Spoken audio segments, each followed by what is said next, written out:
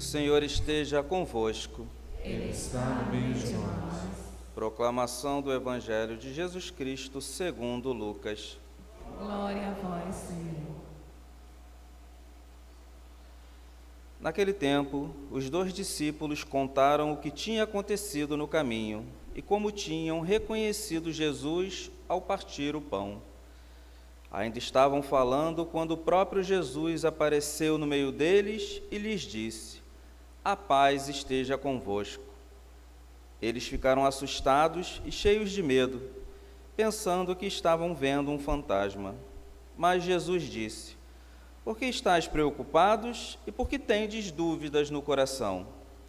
Vede minhas mãos e meus pés, sou eu mesmo. Tocai em mim e vede. Um fantasma não tem carne nem ossos, como estás vendo que eu tenho." Dizendo isso, Jesus mostrou-lhes as mãos e os pés, mas eles ainda não podiam acreditar, porque estavam muito alegres e surpresos. Então Jesus disse: "Tendes alguma coisa para comer?" Deram-lhe um pedaço de peixe assado. Ele o tomou e comeu diante deles. Depois disse-lhes: "São estas as coisas que vos falei quando ainda estava convosco. Era preciso que se cumprisse tudo o que está escrito sobre mim, na lei de Moisés, nos profetas e nos salmos." Então Jesus abriu a inteligência dos discípulos para entenderem as Escrituras e lhes disse: "Assim está escrito: o Cristo sofrerá e ressuscitará dos mortos ao terceiro dia, e no seu nome serão anunciados a conversão e o perdão dos pecados a todas as nações, começando por Jerusalém. Vós sereis testemunhas de tudo isso." Palavra da salvação. Glória a vós, Senhor.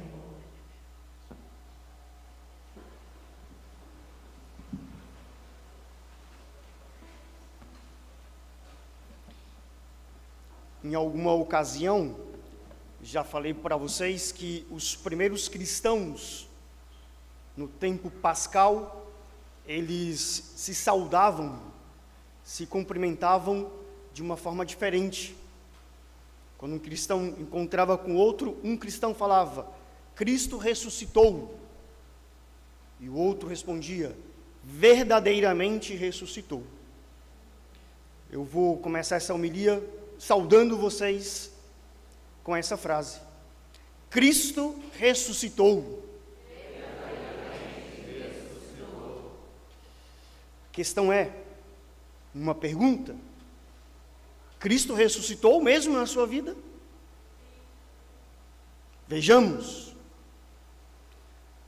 Um grande filósofo ateu, Nietzsche, dizia: é mentira que Cristo ressuscitou.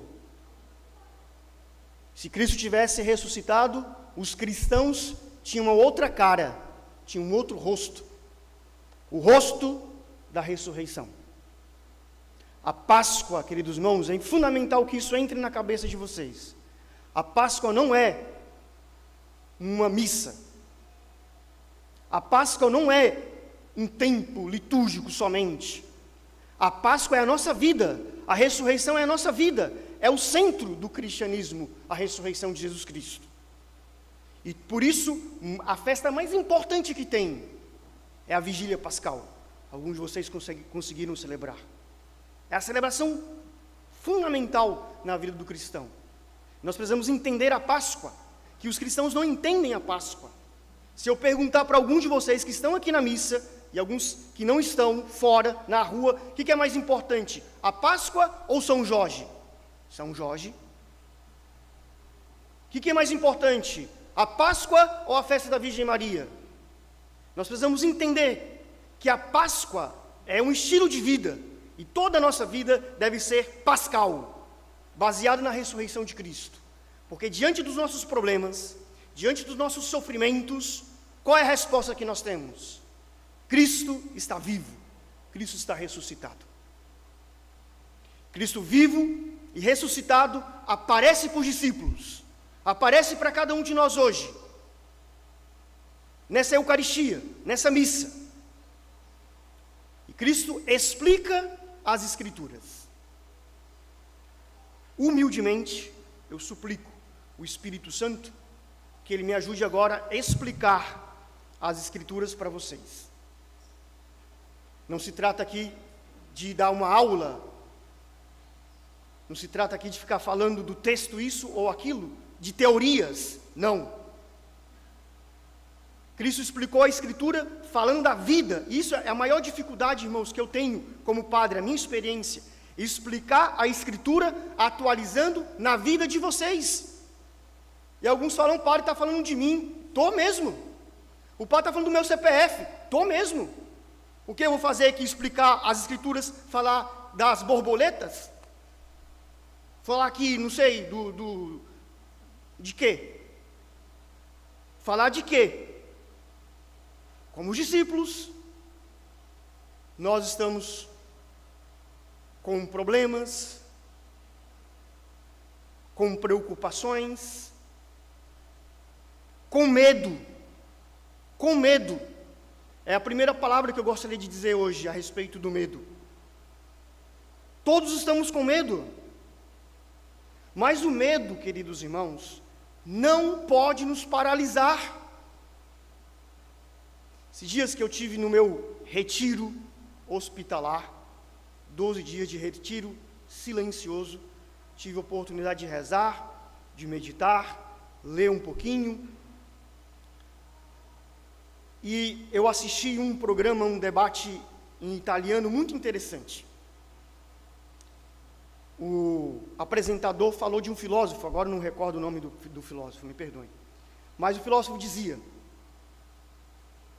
não morrer não significa viver.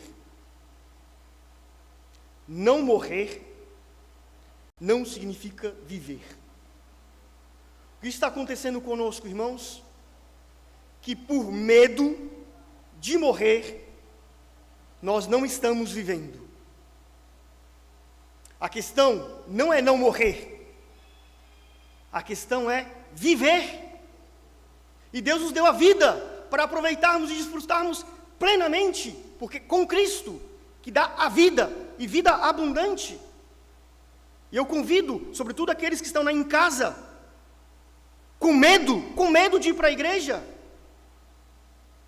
que não saem para nada, para algumas coisas, para a igreja não vai, mas para conseguir o alimento perecível, literalmente perecível, sai.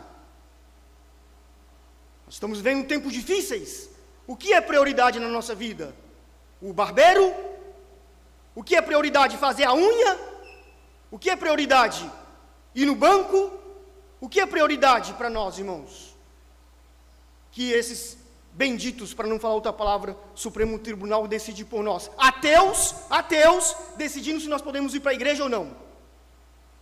Deus é um serviço essencial ou não? Vivamos, irmãos, a vida plenamente, tomando todas as medidas necessárias, os cuidados. E se nós morrermos, nós temos a resposta para a morte. Ressurreição, vida eterna. Eu já dei a minha experiência para vocês. Assim que eu fui internado, Deus me concedeu a graça de receber a unção dos enfermos e a confissão.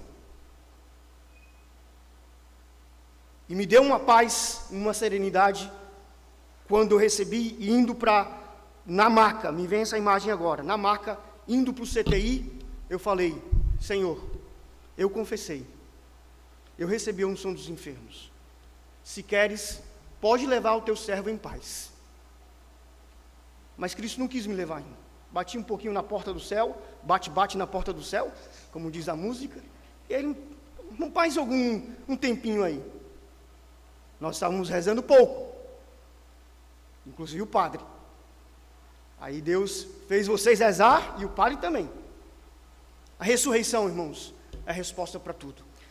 A liturgia de hoje, as leituras de hoje, fundamental, uma palavra que aparece hoje nessas leituras, tanto na primeira leitura dos Atos dos Apóstolos, como no Evangelho.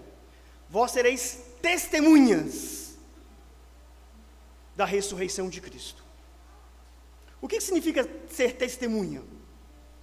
Uma pessoa que viu, uma pessoa que ouviu, uma pessoa que presenciou um fato. questão hoje é: nós somos testemunhas da ressurreição de Cristo? Nós vimos, nós ouvimos, nós experimentamos a ressurreição de Cristo em nossas vidas? E a liturgia hoje fala de alguns modos que nós podemos ser testemunhas, que nós podemos ter experiência da ressurreição. Como? Através das chagas de Cristo, através do arrependimento e através do perdão dos pecados. Nós podemos experimentar, irmãos, nós podemos ser testemunhas da ressurreição pelas chagas de Cristo. Cristo aparece para os discípulos e Cristo mostra: vede as minhas mãos, vede os meus pés.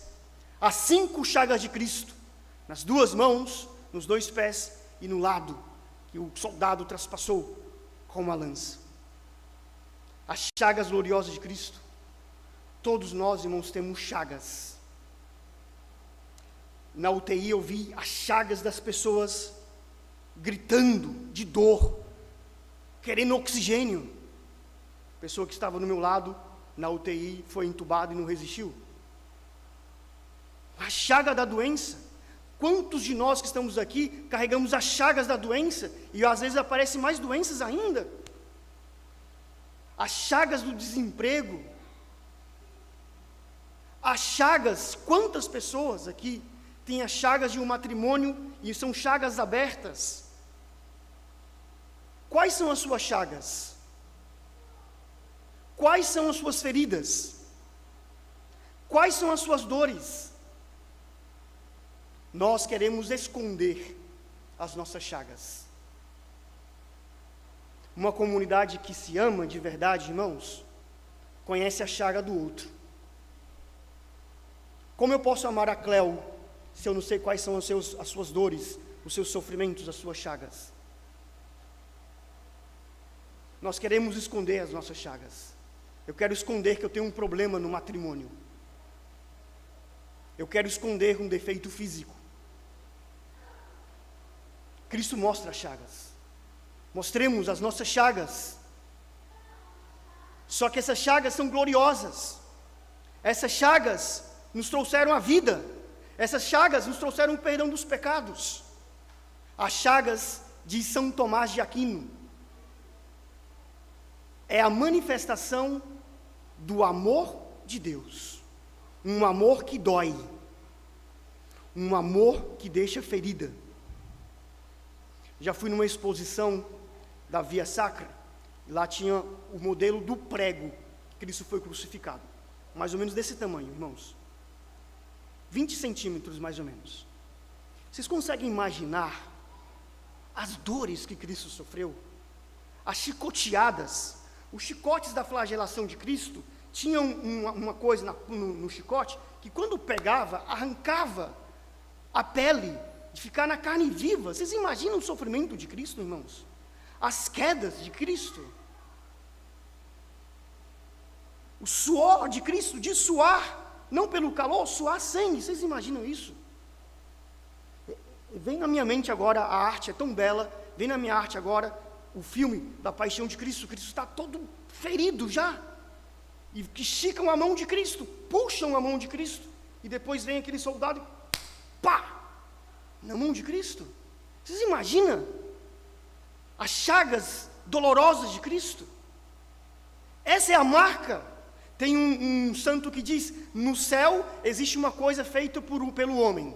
A única coisa que existe no céu feita pelo homem, as chagas de Cristo. Pedro, nos discursos que nós estamos escutando agora, nos Atos dos Apóstolos, e vamos escutar todo um tempo pascal, Pedro diz: vós crucificastes Jesus Cristo.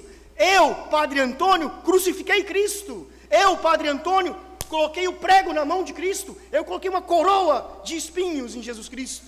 Eu cuspi em Cristo. Você e eu demos um tapa em Cristo. Nós temos consciência disso, irmãos? Se nós temos consciência disso,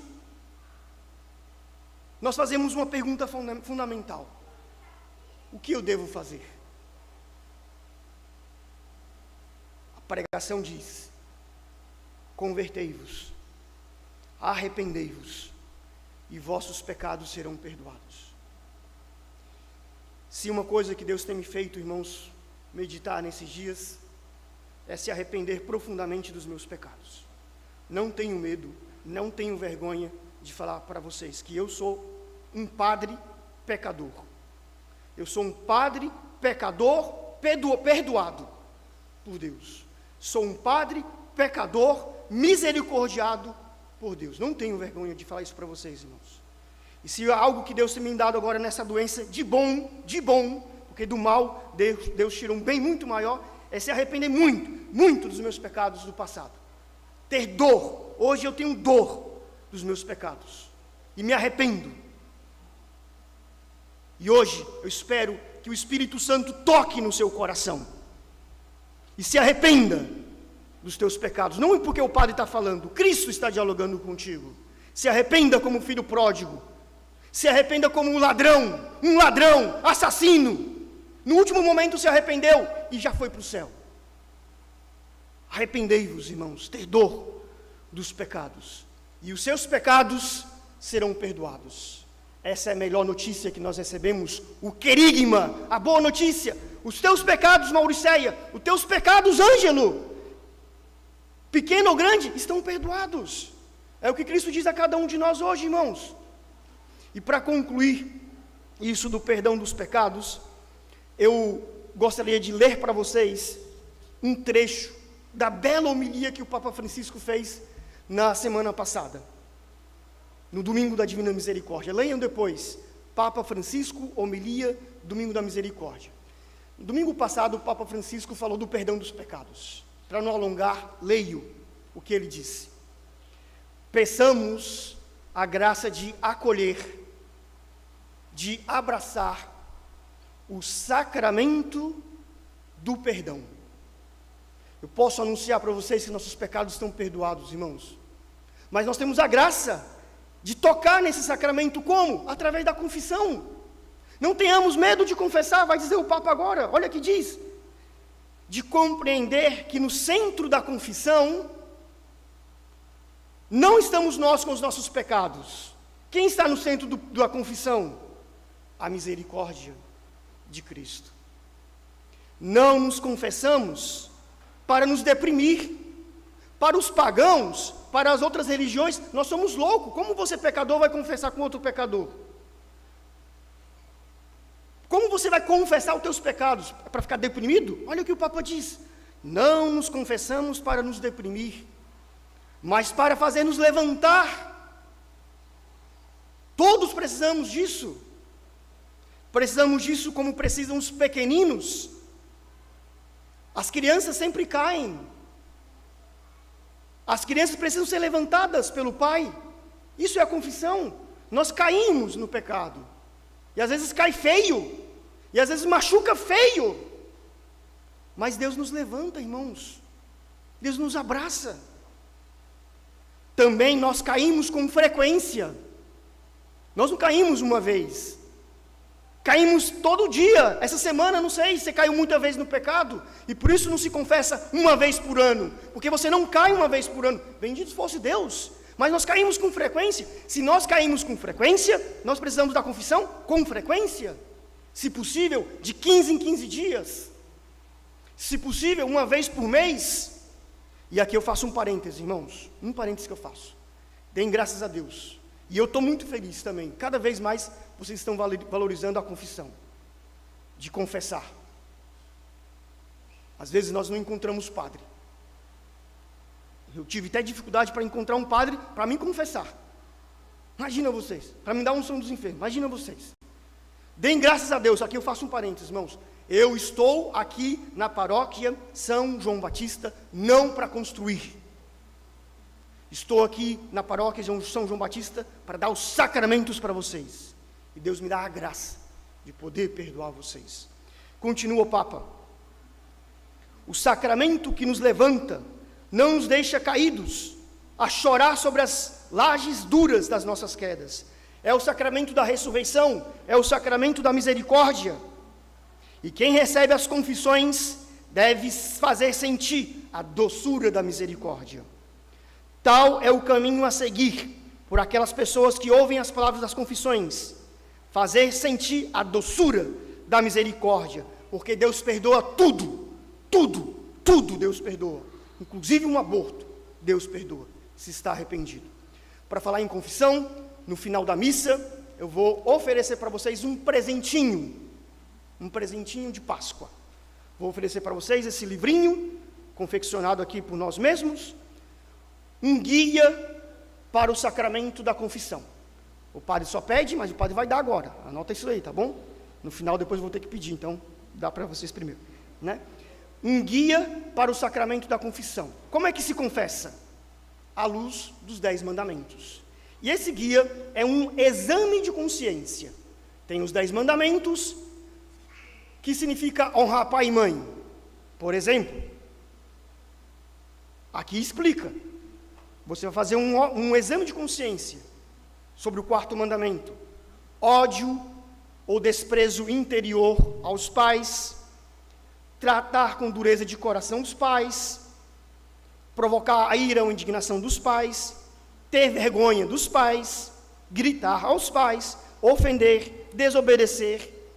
Depois tem algumas recomendações também para os pais, diz respeito ao 4º mandamento.